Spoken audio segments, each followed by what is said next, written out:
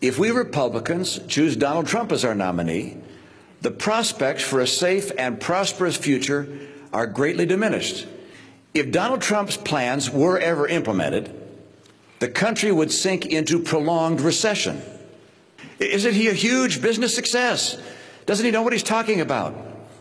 No, he isn't. And no, he doesn't. A business genius, he is not.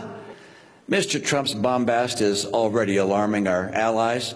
Let ISIS take out Assad, he said, and then we can pick up the remnants. This recklessness is recklessness in the extreme. Now, Donald Trump tells us that he is very, very smart. I'm afraid that when it comes to foreign policy, he is very, very not smart. Donald Trump lacks the temperament to be president. After all, this is an individual who mocked a disabled reporter. Donald Trump says he admires Vladimir Putin. At the same time, he's called George W. Bush a liar.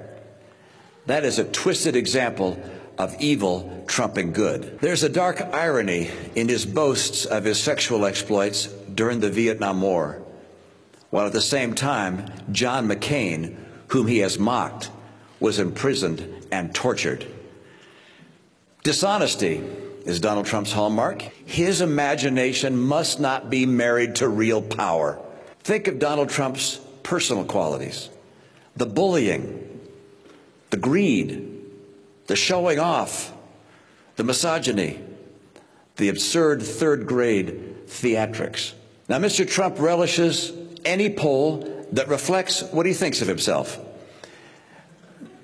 But polls are also saying that he will lose to Hillary Clinton. Of course, a Trump nomination enables her victory. There's plenty of evidence that Mr. Trump is a con man, a fake. Mr. Trump has changed his positions not just over the years, but over the course of the campaign, and on the Ku Klux Klan daily for 3 days in a row. I predict that there are more bombshells in his tax returns. I predict that he told the New York Times that his immigration talk is just that, talk. He has too much to hide. Mr. Trump is directing our anger for less than noble purposes. He creates scapegoats of Muslims and Mexican immigrants. This is the very brand of anger that has led other nations into the abyss. Donald Trump is a phony, a fraud. His promises are as worthless as a degree from Trump University. This is a time for choosing.